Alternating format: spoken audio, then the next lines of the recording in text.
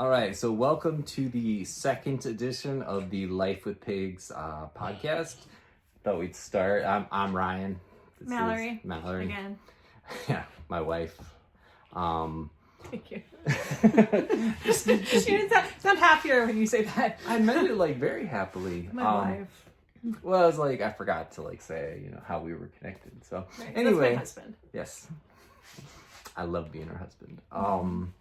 So this is the Life of Pigs podcast. We came up with the name, like, I can't remember what we said last time, but basically we sort of like came up with the name as we announced that the name was, and we acted like we thought it up, and it's literally the name of our sanctuary with the word podcast after it. Yeah, I think that was me, but... Yeah, I think we over-celebrated this great discovery of how we came up with the name. Not that cool. Yeah, not that cool. So in the first episode, we talked about vegan relationships, and then we talked about our relationship, how we started. So we kind of ended where we had met at the airport, and so today we thought we would jump into sort of the coming together, starting our relationship, and then sort of running the sanctuary together, because that's basically where life picked up. So I don't know, do you want to start there, or do you want me just to start talking? Yeah, you can start. Yeah, because I think we ended when I moved out here. So Okay. We met at the airport. Remember, I was going to come out in 6 months, and you were like, no, I need to come out like ASAP, and then we agreed on 3 months, and then boom, here I am. Yeah, I won that one, but I appreciate it. You wanted like 3 weeks, so we compromised. I wanted that day, but yeah, Right. okay. So, I really liked you, like... I'm a likable gal. You are very likable. But, so, you came, like, it was very exciting, but we had to sort of transition from, like, this is a new relationship to now we also have to, like, get rolling because, we have this very big job / mission that we're on to run a sanctuary and grow it. And like, I think there was obviously some early struggles over like excitement on my part about like, oh, she's here, and like, like getting down to business, like that we, yeah, she's kind of the get down to business girl, but it needed to be done. There was a lot to do. Like I had started the sanctuary. Well, so can I back up? Yeah. Can I just jump in real quick, just to answer kind of some things that you said? Mm. I do think that I would never recommend meet somebody in person for a week, move across the country to live with them in 3 months, move in with them when you move there, start running an organization / taking care of animals that are like your babies, with this person that like we knew each other, but not on the level of like suddenly everything is like really intermeshed. So we were still like getting to know each other, figuring things out, being like, okay, what's it going to be like now that we're like together, and also running a business together, and also like parenting 20 something animals together, because like they are like, like my children, like I love them, they're my babies. And so it's, like, it's not just, like the residents that we take care of. It's like, how do we take care of our babies? And it's very meaningful to me. So I think there were lots of things that like each of those things by themselves could have presented challenges to a relationship. Yeah. But we were like, hey, let's throw them all in together. So yeah, and like, just to sort of toss into the mix, like with our relationship, I was undiagnosed autistic and like bipolar, whatever it is, like 2. Yeah. Bipolar like, 2, yeah. Like I don't know how you describe it. I always said the uncool one because I don't like run down the street, like in underwear, kind of bipolar. I'm like the more just up and down, but undiagnosed.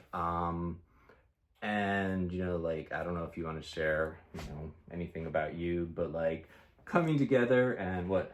Oh no, go ahead. Coming together with someone and like learning each other's, quirks and little things about each other that you don't understand going into it, and it's like sort of a new experience, but not doing it gradually over time. Right. Like, hey, I noticed this about you, or, like in Mallory's case, hey, I noticed you went outside and built a whole barn today.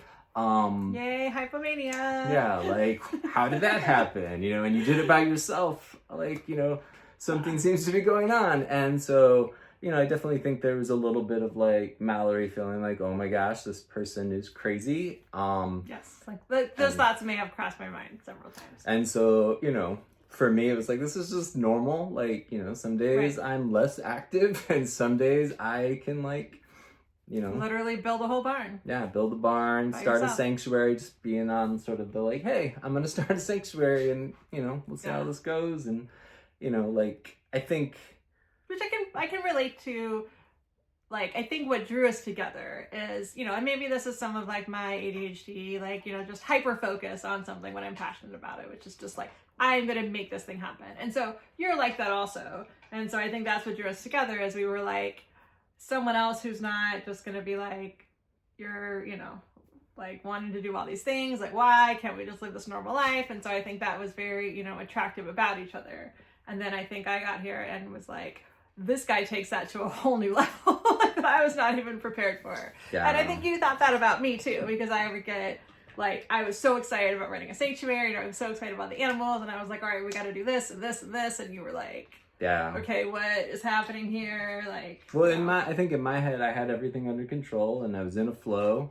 And for like being autistic, especially undiagnosed, I didn't understand that I was like I like to call it, Mallory became my train. You know, like I've never been into trains, but with autism, you become very fixated on certain things. And Mallory was my train at that point, which she didn't understand. You know, she just thought like, why is he? I was like, I'm not a train. Like, I don't know. Like you know. she had no idea I was autistic, because like I don't. You didn't either. I mean, yeah, no, I didn't either. But I don't think I think there was people I've talked to in my life since that are like, oh yeah, I kind of wondered, you know, or I had people in my family that were autistic and I saw like little things. And so it's kind of like a undetectable until you like it was like people who had like stayed like on big, like somewhere with you overnight. Like it's like you have to really like spend time with you on like a deeper level to really pick up on anything being, you know. So like just combining all those things into, hey, let's just jump into moving together, like in one house.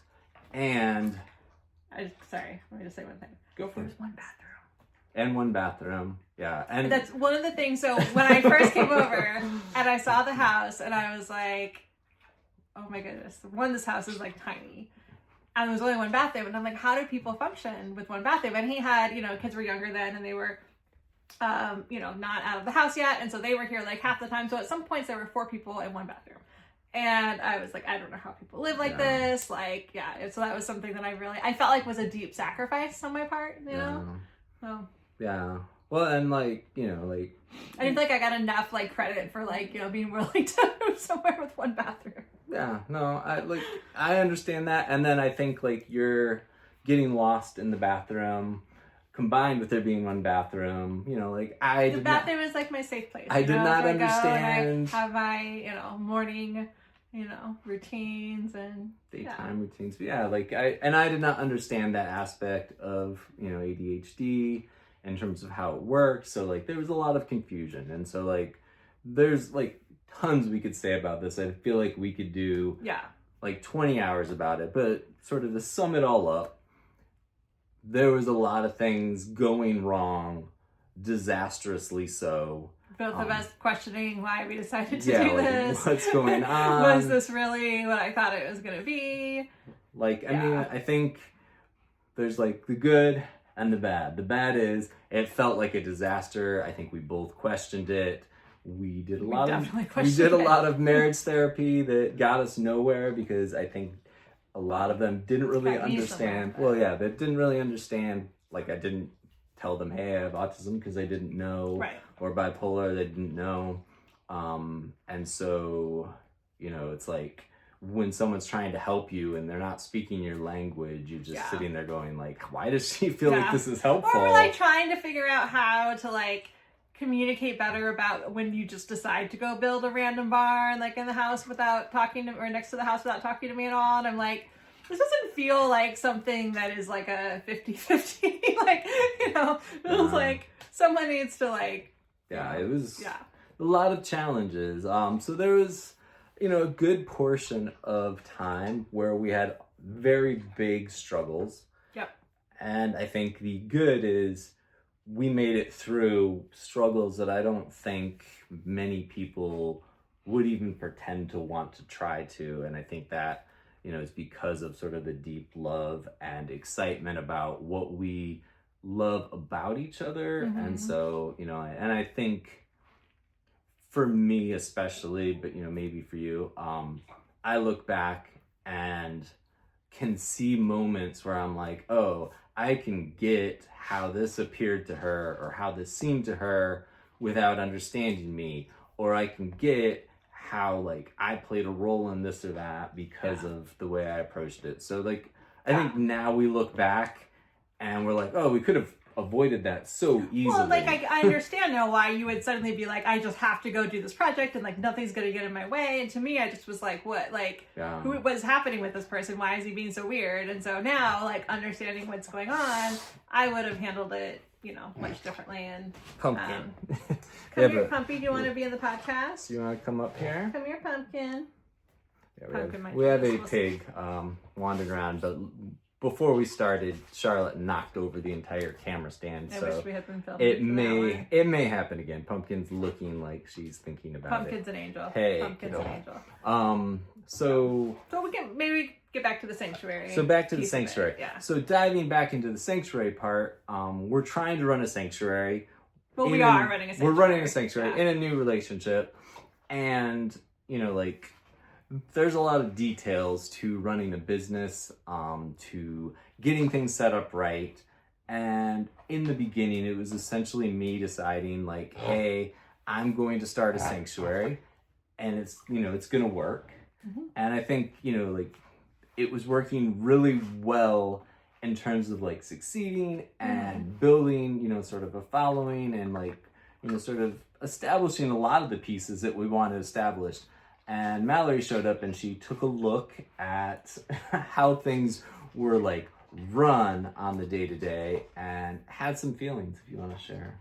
Or yeah, so I mean you're kind of like the big dreamer, where you're like, I have this passion, you're like an artist, and so I think it makes sense with like just how you are, where you're just very like go with the flow, like I'm gonna start a sanctuary, and like the little details about like how we're tracking things and how we're making sure that we have, like consistent income and, how we're deciding, projects and animals to take in and animal care and, like schedules and all that stuff was sort of like, you're like, it's fine, which it was working. But to me, I am, coming from, working in like business for a long time, like it just was very different than, what I would have done, which is very like, okay, we're going to like make sure we have, this system in place and this system in place, and we're going to plan everything before we do it. And you were very much like not a planner, like, and I was very much like we need to have a plan and a budget and I was going to say, like that. I think at one point you asked me, so when you plan tours for people to come visit, do you just email them and, Pumpy. I think we need to show Pumpkin. All right, Pumpy. This is a really critical moment. Pumpkin. You want to scoot over just a little? Okay. There she is. I'm going to tilt it down a little bit so you can see Pumpkin. Here, I'll get down here. Hi, Pumps. You say hi, Pumpy. Sorry if you can't visually see this, but we have a pig on the couch with us. She's super, super cute. Her name is Pumpkin, and she's just going to hang out with us. All right, I'll try to get us back to where we want to be. Okay. All right. So, yes, I forgot about the tours. Oh, my goodness. That was a disaster. Go ahead and talk about how you did tours. She asked, and I said, yeah, like I basically, Charlotte's going to come knock it over. Are we just going to have the whole pig family on here? Charlotte. Don't do it. Don't do it, Charlotte. Okay. Sorry, Pom Pom. I'll come and Charlotte's put you. getting jealous. All right, so basically I was running tours by, meeting people and being like, hey, do you want to show up this day? And maybe wrote it down. Probably not. No, maybe. There was no maybe. You wrote nothing down. Like, usually didn't write. But that's why I say maybe. I think once or twice I, made a note or had them, message me. Charlotte, I am going to put you up here. Why does everyone want to... they love us. They do. Charlotte just wants to mess with us. She loves us, but that's not why she's doing it. Yeah. So it was a disaster. What that would mean is that people would just show up randomly All right, I'm gonna bring you up here, Charlotte.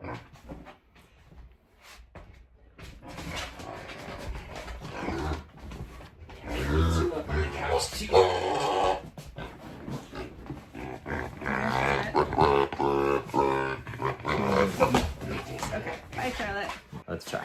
Okay, so let's go back to the tour because that I think is a critical piece of this. Oh dear. Okay, all right, pumpkin knees down. All right, no, kind of spread out too. Stop biting your sister's butt. Okay, back to the tour. Pumpkin. Good Lord, Pumpkin. All right, so back to the tours. I think is important that we talk about because that was one of the most ridiculous things. So what your system would result in is people just showing up at our house because our house is at the sanctuary. It's in the front. So Ryan would tell people, yeah, come by at this tour at this time, completely forget, never tell me, never write it down. Even after being told, hey, you should write it down, the words he would say, I'll remember. Oh, wait, I'll remember. Millie? Is there a sister biting another sister's butt? That's what big sisters do. Okay, no more butt biting, please, guys. Yeah, I thought I'd remember. I did not. But so let me just ask this. So after, say, the 5th time of you being like, I'm going to remember, and then someone showing up and you being like, oh my God, someone's here. Like, you just still had so much belief in yourself that you were going to remember. Is that? I did. You just really believe. I had confidence, I'm like, I'll show her. I don't need to write this stuff down. Yeah, so we would just have people randomly coming, and it would be like really throwing me off, and just not knowing when people are gonna come, and stopping and doing a tour, and it was very disorganized. So I was like, hey, we should set up a scheduling system where people sign up. We have tours at certain times, and people sign up to go on the tour. Because I think you tried at one point to make it like, okay, there's like visiting hours. And have people let you know if they're coming, but then it didn't really. So it made a system where people would sign up for tours and come. So we would have everyone together and give a tour and know when they're coming and be prepared for it and all of that good stuff. So, it works great now. Right? Aren't you glad? Yes. Yeah. No. I remember her being like, we need a software package to keep track of who's visiting and stuff, and it just seemed like why that's crazy talk but. Today, I value her skill and understanding of what is necessary. And we do not have random people showing up all throughout the week. Not as much. I mean, yeah, but not encouraged by you where they think they've been invited by you. So that was one thing. The accounting, I think you mentioned briefly. Yeah. You did have an accounting system, which was good. I knew I had to keep track of everything, so I did that. Yeah, and you did. I mean, I think that there were some fixes that could be made in terms of how everything was organized and making sure we had the business credit card and right. So this was very, very early days of the sanctuary. This is the you first started. Yeah, the first year. 6 months, 8 months, 10 months, I don't know. Something like that. Yeah. Close enough. Yeah, within the first year for sure. Yeah. But you'd be you had a bank account, but you didn't have a credit card for the business. And so you would just have use a personal credit card. And I was like, no, that is, we're not using personal credit cards. We need to really delineate everything. And you'd be like, oh, I remember to pay myself back. And then you totally went in. And I'd be like, how are you keeping track of this? And so, I mean, you ended up donating, I think, a ton of money to the sanctuary just by forgetting to reimburse yourself for stuff. And so I was like, okay, we are getting a company card. We're having a completely separate account with, which you had, but we are not using any of our personal cards for that. And so, and you really bristled at all of this. You were very offended by this. But I was very pushy. I mean, emphatic. Yes, emphatic. I think I was so shocked. I was like, oh my gosh, this guy is a disaster. He's great at social media and getting people to care, getting out this great vegan message and talking to people and taking these amazing pictures and videos with the animals and telling their stories in this way, which is how I started following you, because it's you were able to showcase their personalities in this way that made me feel literally when I met the animals, I don't know if we talked about this last time, but I was starstruck. I was I am meeting a celebrity. When I met Jenna for the first time, I was this is her, she's in person, what do I do? Like, is she gonna like me? And then I met the pigs, and I was like, oh my God, it's the 3 pigs. So like, you were really good at like making them or showing how amazing they were. So you have all these great, great attributes that I don't want to discount, but the sort of like back end stuff was like a disaster. And so I was like very emphatic of like, you've got to stop using your personal credit card. And I think you were like, hey lady, like I've been, you know, making this work out of, you know, started it out of nothing. And, you know, I don't want to have all these rules and like, you know, being like bossed around. Well, yeah, I mean, I think like initially, like when we talked, you're like, it's so amazing, like that you've set up this sanctuary and like how great it's doing and all Got this. your feelings hurt. And so it was like this build up. And then she shows up and she's like, we need to change everything about like accounting. And, but you know, I just heard everything. And so like my reaction is like, wait, this person shows up and is basically like, let's do everything differently. It didn't go well.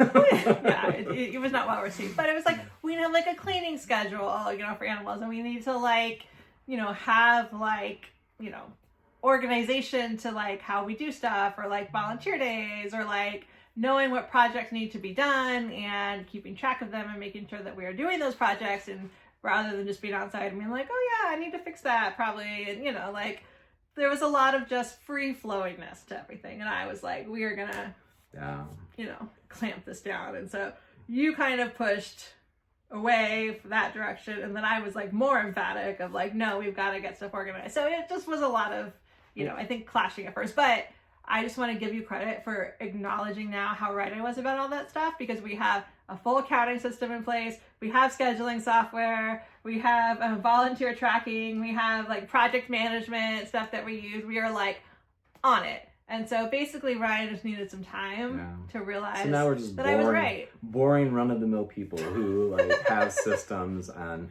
no. I know, but it makes it makes you able to go do all I've the already things. accepted your wisdom and rightness. Thank you, baby. But like I had a very specific schedule, and it was whatever my head was telling me was this is my day, and that's like it was set in stone. You could not schedule anything with this man. Like again, I was undiagnosed autistic, so and would like mess like his whole like inner schedule. He would just be like, oh, but yet having random people like show up for a tour unexpectedly was like not. I don't know. I did not understand how that worked, but I have a lot more understanding of not understanding. Yeah, like her saying to me like, you need to do this right now would be like, oh my gosh, does she not get I have like a plan? And that plan was to do the thing that I had decided to do right then.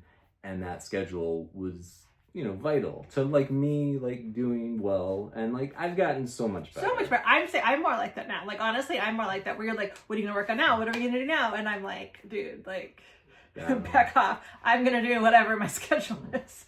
So that's like true. We've kind of come like full circle. I'm glad to hear that acknowledged.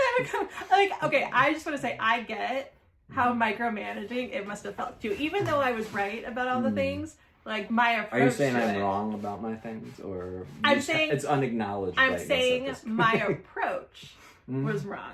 The things that I was desiring from you to do and for you are not wrong. But when someone is like kind of like bossing you, you know, like, okay, we should do this now and you should do this now, like naturally as a human being, you know, even, you know, a neurotypical human being, I think we all bristle at that a little bit. So I understand how my approach was very, you know, I came on a little strong, and now, you know, I see the other side of it where Ryan's like, we have a morning meeting at 9:30 and you're 5 minutes late. And I'm like, I'm just checking like the, you know, Reddit posts on my phone. Okay, like there's something really important that's going on in Reddit that I need to read that has nothing to do with me, and never will. But anyway. But you do like me to be there on time. If you're there on time. Oh yeah, no. If you're late, like it's like we are not having that. No, like if I have to wait for you, like we have a problem. So that's kind of like the behind the scenes, like because I think some people, you know, are like, oh my gosh, I want to start a sanctuary. And you naturally think, okay, animals, animal care, you know, healthcare for them, you know, having like the right like living space, and like all of that is super, super important. But what is going to determine your success way more than that is your ability to fund your sanctuary, basically, to get, you know, donors to. Well, I think equally important. You have to be able to like make it shine and then make sure that you're not organized. in importance, but I mean, like, you can learn. So, like, we have vets, who can answer questions for us, so we can reach out to and send pictures to, and reach out to other sanctuaries, and like, there's resources out there for that. And I just want to make sure you weren't downplaying my cow selfie. We're gonna talents. get to your cow selfie talent, absolutely. Right. But in terms of like success, like, you can be like great with the animals, you can have like a great living space for them, you can have all the you can be so knowledgeable about that, but if you can't get the message out, get people to connect with you and connect with the sanctuary, connect with the animals, then it is going to absolutely fail. Because I think most people think like that, like, people who start sanctuaries are like independently wealthy or something. Like, I thought like he initially was like, oh, he's probably got family money or something, and it's like, typically we're all very poor. Basically is how it goes. So I think people underestimate, like, you need to be able to take really good videos, you need to take good pictures, you need to be able to like really like use social media to connect with people. And I think that plays such a huge role. And those things, there's resources to learn them, but I think it's harder to sort of figure out exactly how to do that. So anyway, I don't remember how I started with that. Like, just saying, like, having the system set up for things to function is key. It's very key. So I think, people like don't, people like you who have like the big dreamers and like the mission and all of that is like, great. But then, you do need the, behind the scenes, the Mallorys of the world to make sure that everything is, I feel like I was trying to acknowledge that. But, yeah, you did acknowledge it. You did. Right. Yeah, but I was just saying, because I think people like think of running a sanctuary and they don't think of like how much time that takes up, because there's like requirements from the IRS and like doing accounting and like just like managing like all the donations that we get and making sure we're like keeping track of everything, and like signups for different tours and all the people that write us messages and emails, and like it just takes up so much time. Well, yeah, and you wanted to do everything perfectly accurate. And there were still things we were like missing, trying to like be like, oh shoot, we need to file this form at this time, and so like I had to let go a little bit of perfection. But I mean, but it was like a work in progress, even when you're like working very hard on it. And so so like Mallory definitely added the piece that was missing to make things thrive. Like, I know you're like itching to talk about me and Jenna, but I cannot think of anything I want to talk about more ever. I spend most of my day thinking about you and Jenna. So we'll get to that in a minute. But Mallory shows up and she brings this piece that, were I not to have had her, it's very unlikely that things would have become this sort of the success that they've become. Like, where I think we might not have like made it as long financially or in terms of fundraising if it was just like to stay the course in terms of like, okay, like things are gonna be just like through my energy basically, like, so anyway, which was really good. And the other side of that is there's no way I could do this by myself. There's no way I would have started a sanctuary. Like, there's no way I could handle taking care of all these animals by myself. So it's like, there's no way that I, could have ever done this without you at all. So, it was an argument at one point. I don't remember what I remember it. The argument was about, but I do remember in the heat of the moment, which I just want to say, we all can relate to, in the heat of the moment in an argument, saying things that are hurtful, that, we don't mean, that later on we think, oh my gosh, like I shouldn't have said that. It was just, so I want to preface this by saying that that's what happened here. So in some argument, I told Ryan, taking selfies with cows is not a job. And Ryan took this very personally. One, that I was saying that all he does is take selfies with cows, which is so not true. Like, this man does, he's our plumber, our electrician, our, animal handler of all things, our, doing any kind of like veterinary care that we do at home here without a vet, like all of that Ryan does like on his own, like goes and gets huge hay bales, all of that. So me saying that, made him feel very diminished, understandably. And then he basically set out on a mission to prove to me that taking selfies with cows was actually a job. And, I think one of the ways that we've proven that is that people absolutely love him and Jenna. And anytime we post a selfie of him and Jenna, it gets so many reactions. You know, I'm sure we get more donations. Like, it was something, I think we had like a fundraiser where we put a picture of you and Jenna, and it got so much money where I was like, had to come to you and be like, I just want to say, I don't remember exactly what it was. Taking selfies with cows is a job. Like, you just did this. She finally accepted the reality that, you know. Yeah. And if you haven't seen the Cow Selfie King video, which is an oldie but goodie. We need to repost that. We did make sort of like a parody of ourselves, of Ryan being the Cow Selfie King. So I'm sure you can just search on, you know, any platform, you know, Life with Pigs, Cow Selfie King. But we will repost it because I think it's hilarious. I think some people didn't quite get our humor, but we need to repost that. And I mean, I think like we could probably do a whole video just on like raising a calf and not following any of the rules that people tell you to follow. It would just be a solo video. I have nothing. I have no input. I feel like you'd have a lot to add. I have opinions to the end product. You know, a very spirited and charming cow named Jenna. But yeah, no. Who has a sign to track the number of days since the last horning incident? I mean, I just want to say she's delightful. Like, she is delightful. I love that cow. Have to love Jenna. So but yeah, so that's like kind of the how things started when we came together. You know, I think specifically highlighting, you know, the wonder that is my awesome wife, who I adore. No, I like adore her so much. She knows this, so it's so nice to hear. But like, I mean, yeah, like she is amazing. Like I would love her just for being her. Were she not the amazing like person that she is at Life with Pigs, but I value her even more because of all she does at Life with Pigs. So it's nice to get to like share that with everyone. And you know, I think in a lot of ways I've like come to terms with like the rightness of a lot of things that she wanted to change. 5 years ago, like if I had just known those words were gonna come, like I would have felt so much, you know, relief. So I really appreciate you saying that. Her approach could, you know, like bedside manner, could have used bedside manner's some work, not so good, not so good. But, still working on that. On that. Like a little house-ish, you know, if you've ever seen the show, you know.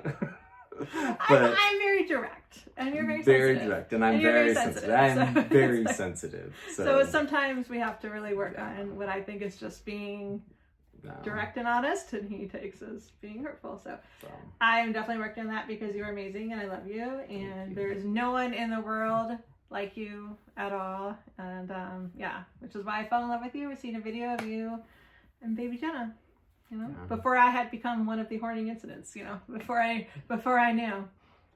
So anyway, so yeah, we'll pick up next week.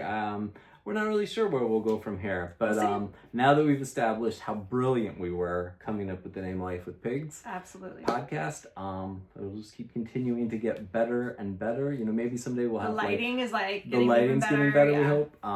Let us know what you think. The song we'll need to come up with someday. That's right. We need like an intro song. But yeah, so should we start pretending like we have sponsors? We should just make like random ads for products that don't exist. Sponsored just so we sound by okay. Make Jenna's sure horns. We gotta cut this.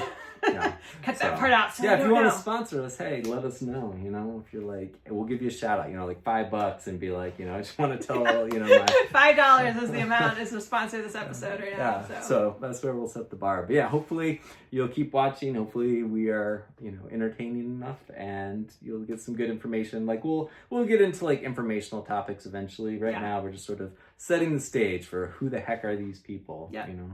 So anyway, thanks for watching, everyone, and we hopefully will see you next week.